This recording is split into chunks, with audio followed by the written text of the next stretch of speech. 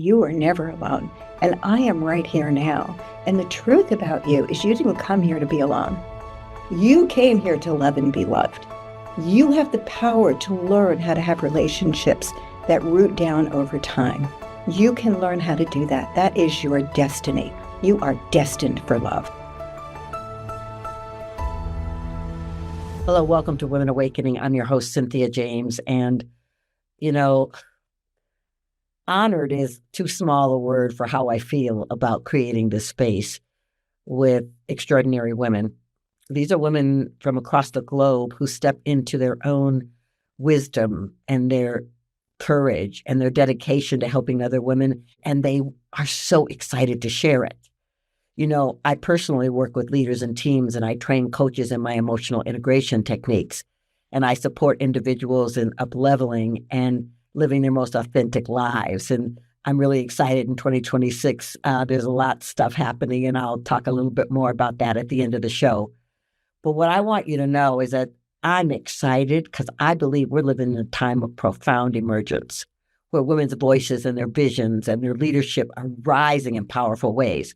I'm deeply grateful to be a conduit, introducing you to these remarkable change makers and their stories of transformation, resilience, and impact. So you can find Women Awakening with Cynthia James on all the podcast platforms and on video on YouTube. Please share the conversation, subscribe, leave a review. Your reviews truly make a difference in helping us reach more women around the world. And you can connect with me personally at my website, cynthiajames.net. I have a newsletter, a vibrant private community, and many offerings to support your full expression in the world. Well, I get to introduce you to someone I love. She's been a friend for a long time, and I'm just so excited about what she's up to in the world. Her name is Katherine Woodward Thomas. She's a New York Times bestselling author, licensed marriage and family therapist, and a pioneer in the field of transformational psychology. So for over 2 decades, she's developed groundbreaking methods that move people beyond simply healing the past into consciously creating the future they long for. So her books, national bestseller, Calling in the One, 7 Weeks to Attract the Love of Your Life, and New York Times bestseller, Conscious Uncoupling, 5 Steps to Living Happily Even After, have sold over 600,000 copies worldwide, sparking cultural movements and redefining how we approach love, relationships, and conscious endings. Katherine, thank you so much for being here. Oh, thank you, Cynthia. It's just a joy to jump into the conversation. Well, I want to start with how you grew up. And people often look at successful people and it's kind of like they dropped on the planet with all this wisdom, but how did you grow up? Well, first of all, I'm going to say I grew up with very well-meaning, but far too young and immature parents who really didn't know what they were doing. Were trying to figure themselves out. I mean, they were both in college when they got pregnant. And then they had to get married because this is the 50s, that's what you do. And they were ill-suited, and so they had a terrible divorce. But the terrible divorce went on for years, and custody stuff, and the shenanigans, like my father driving 6 hours to visit me, and my mother slamming the door in his face. You're not going to see her, that kind of craziness.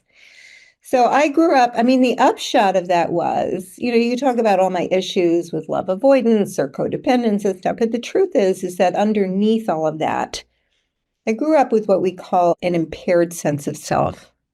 I didn't have confidence in myself. My mother was a working mother.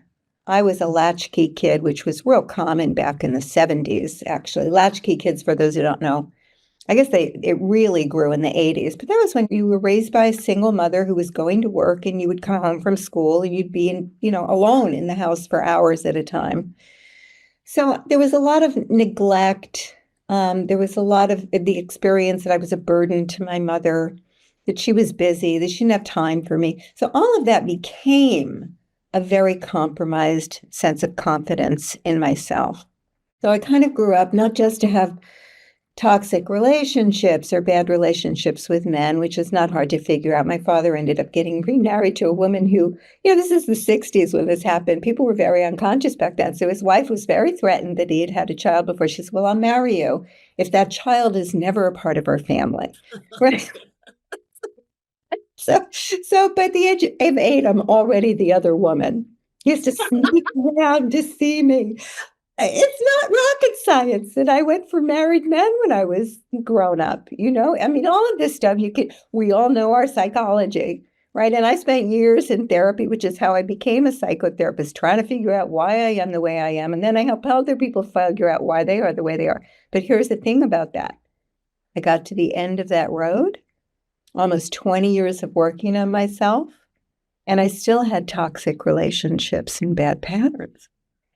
So what I figured out that I'm talking about and what's true about you is that, it's really important to do your healing work on the past. It's not like that 20 years didn't help me. I became a much better person, a much happier person, but I couldn't get rid of the pervasive patterns.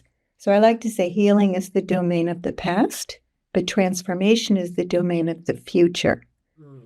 And it wasn't until I stood for an unreasonable, unprecedented future when I was in my early 40s, had never had a really good, successful relationship.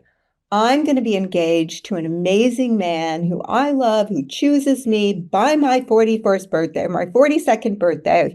I was barely 41, and that was 9 months away. I had no prospects for a good husband, and yet I started to live into that future, like this question in particular, who would I need to be in order to manifest and sustain that possible future? And so, and I was there. You were there. I was there, and to witness you calling in the one from a place of consciousness. Yeah. I mean, that's why so many people bought that book, because you didn't just think it, you lived it and created it. Yes. Well, this is what people don't understand about manifestation. It's one thing to put things on a vision board.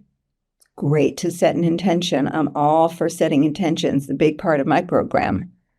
But you have to not be fixated on then trying to make something happen. You want to become the version of yourself you'd need to be in order for that future to be realized and sustained over time. So the process of initiating that future pull, and then from the future, you begin to see what's in the way, almost like the statue of David. You're going to carve away everything that's not David. That's what Michelangelo said. They said, how did you create David? Out of a slab of marble. I took away everything that wasn't David.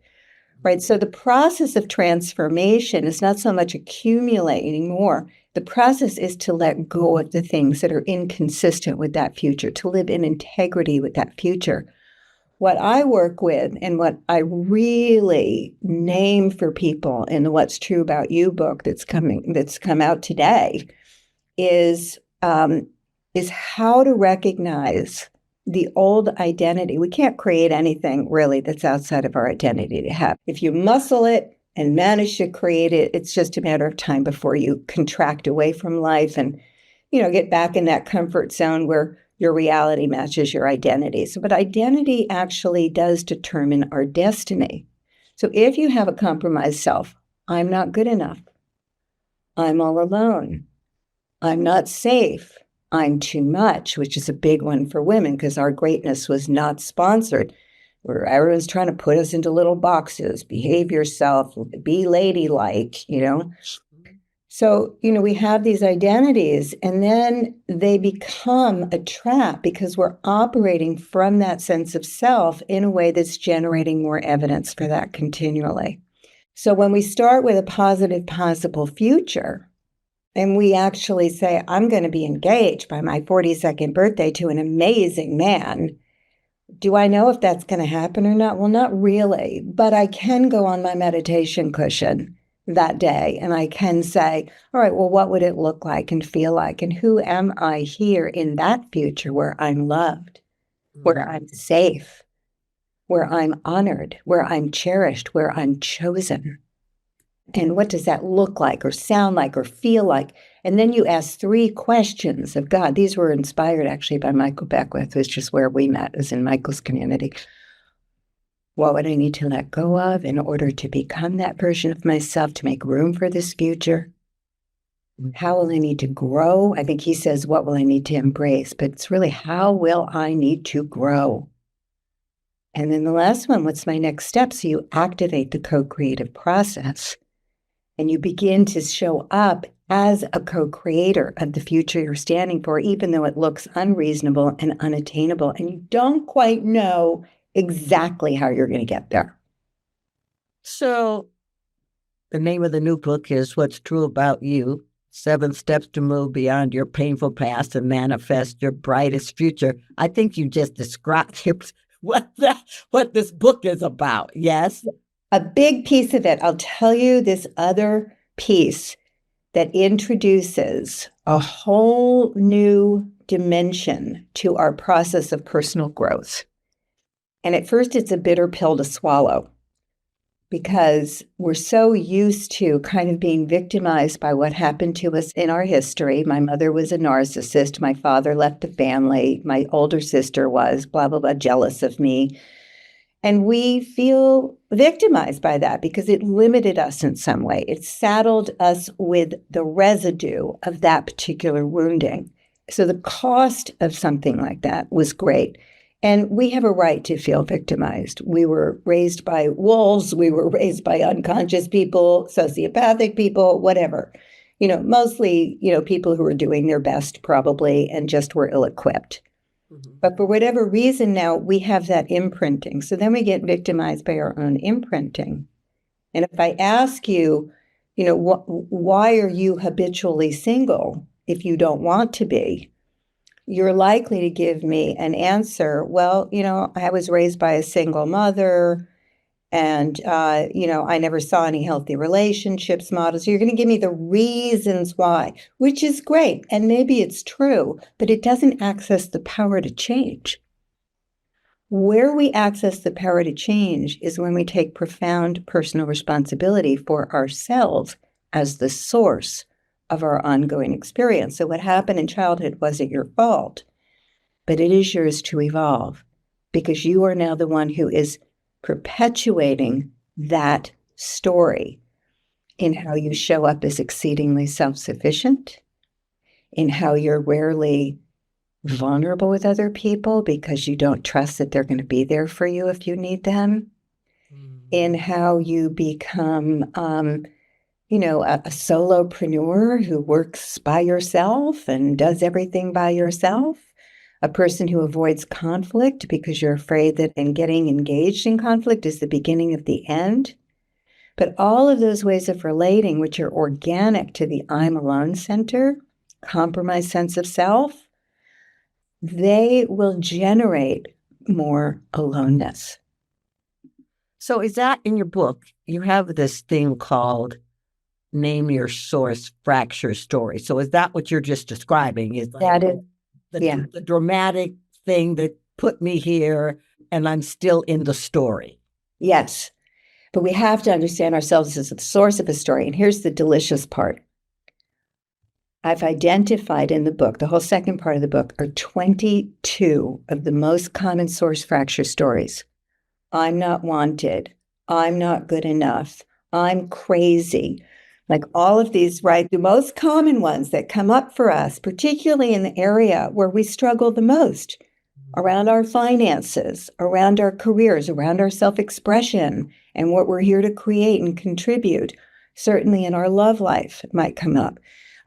So all of that, 22 of the most common ones, and the specific ways of relating that are actually baiting others to treat you in that way, which then solidifies that self. And what the power statement is to wake you up from the trance of that story, and the new ways of relating that are going to generate a very different experience. So can I give you an example of this? Please do. So there's one woman I worked with once who had a major I'm not wanted. She understood where it came from. Her mother confessed when she was an adult. I mean, she'd always had this feeling of, none of the kids on the playground wanted to play with her. She was the last one picked for the team. Then she became an actor, which is a great structure for not being wanted. Rejection. Rejection, exactly. And she'd been at it for years and had really made very, very little progress, right? So this was normal to her to get rejected. So she was able to name it, I'm not wanted. Other people always reject me. There's really no place for me in this world. Belief about self, others, and life. How old is she there? She's in the womb. Her mother confessed she tried to abort her when she was in the womb. And it's obviously unsuccessfully. But she had this pervasive sense. When she was able to name it, it was very emotional for her to name it. I just remember she's like crying, snot running down. I mean, it's like, because your name, it's like you're taking the splinter out of your soul to actually name that identity-based belief that you've been organized around. She ended up taking on a power statement. I am wanted by all of life. Wow, yes. I am wanted by all of life. God conspired to get me here in spite of my ambivalent mother. There is a place for me in this world, and I embrace life, and I am embraced by life. And she's an actor, so she has big energy when she says this, right? Do you know that within a month, she'd been out of relationship. She hadn't had a relationship in over 10 years. She gets a boyfriend. She gets cast opposite in some role with Sean Penn. She gets an ongoing TV series. 1 month. 1 month of shifting centers at the level of identity. And when she just stood in that, she also identified a new way of being. What she got about herself is that one of the things she was doing to set others up to reject her is she was violating people's personal space. All in the unconscious. She meets you at a party and she's suddenly in your face. She's a little too close. She's talking a little too loud. And she's not paying attention to you looking at your watch, looking across the room for an exit. She's just missing the social cues. When she made the adjustment to stand back, contain her energy, leave space for the other person, it unleashed a whole plethora of possibilities for her. Well, you know what I love about this story is that instead of thinking that it was outside, she became the source of her own co-creation, her own life, and could then consciously look at the ways in which she wasn't supporting her own health and her own well-being. Yeah. So I guess define for me, the book is called What's True About You. Where did that come from? Well, the most important thing is in psychotherapy, I'm a psychotherapist. One of the worst things I did with my clients when I was in private practice, I look back, I go, poor people. I wish I could go back and redo those sessions, is that when people would, say, I feel really alone, for an example, I feel really alone. I said, tell me more about that. Tell me where that comes from. Did you feel alone as a child? What happened? But we know as metaphysicians that what you put your attention on grows. So here we are putting our attention on the lie, the interpretive lens of a 5-year-old who didn't have the sophistication to understand, oh, your mother's a workaholic, or, oh, your father's an alcoholic. Like, these people are just ill-equipped. Or, she's on the spectrum. She doesn't really get into your world the way that you might have needed back then. We didn't have the sophistication for those explanations. We made everything about us. So as a psychotherapist, what I realized is there's no end to that story. You can't fix that self. What you must do is you must step back and locate your resilient, resourceful, wise self and scoop that child up and say, honey, you are never alone. And I am right here now. And the truth about you is you didn't come here to be alone. You came here to love and be loved. You have the power to learn how to have relationships that root down over time. You can learn how to do that. That is your destiny. You are destined for love. So we have to tell the truth to ourselves. We can't just keep deconstructing the lie, because we will be solidifying the self of that lie and embedding it embedding ourselves deeper in that story. So this what's true about you is the transformation. It's the waking yourself up out of that trance so that you then can begin to construct a new life, a new story in life and in love that is reflective of that truth. And that's when we feel like we're living our most authentic lives. Okay. All right, ladies. Okay, this book is coming out. So, Katherine, how do we get this book? How do we get in touch with you and be a part of your beautiful community so that we can learn more? Because I know there's 7 steps. Thank you. Thank you.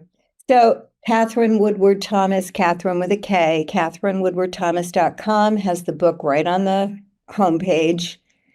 And, or if it's, months later, people are listening to the episode, then they're going to find it on the book page. But it's got all the booksellers, but it's in all the, it's published by Penguin Life. So it's got all of the booksellers who are selling it now. Thank you. Okay, everybody. I mean, I just want you to just think about what she just said. That fractured source story. Whoa, what if you could dissolve it? What if you could move into a whole nother way of being? Okay, I will be getting this book. I hope everybody out there will be getting this book. So, Katherine, I asked the same last question on this show. The show is called Women Awakening. What do you think is the most important thing about women awakening at this moment? Oh my gosh. We have to stop playing small. We really do. And we need to develop ourselves. So it's not just about, waking up and putting yourself out there. It's growing ourselves in that direction. Back when I was in my 30s, I was still incredibly shy. And I had no reason to think this. But, we're all intuitive about the future that's wanting to happen. We feel it like a phantom life. So what I did is I started to feel that I was going to be speaking to thousands of people, which made no sense to me. I had no idea how to make that happen. It was before the internet, like really, I didn't even know what I'd be talking about. But I did one thing that I think was a really wise thing. And I said to myself, if you're going to one day be speaking to thousands of people, you sure as hell better become someone who has something valuable to say.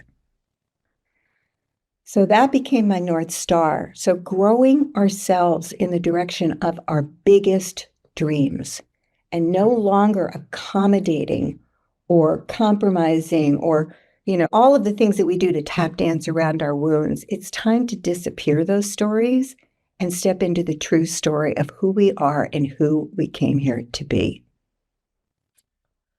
Okay, ladies, if you didn't get all that, rewind and write this down. Katherine, I am so excited about your book. I'm so excited about who you have become because I knew shy, Katherine. You did. I know. And it is so beautiful. I'm so grateful. I'm so grateful. But everyone, Cynthia was one of my mentors. I would look at her. She was so beautiful and confident. Like she's now so funny and so warm-hearted. I think, how could she be like that? I was so like, oh, I couldn't even look people in the eye. She knew me then. I love that.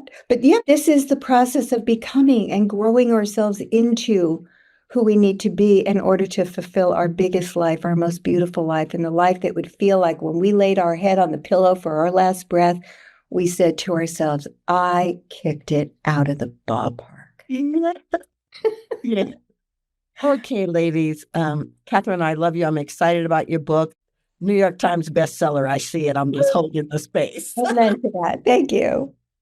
Okay, ladies, this is what I want to say. I hope you were inspired by this conversation because that's the intent of this show, to bring to you conversations and women who are here to touch us and encourage us and remind us of the incredible power that lives within us.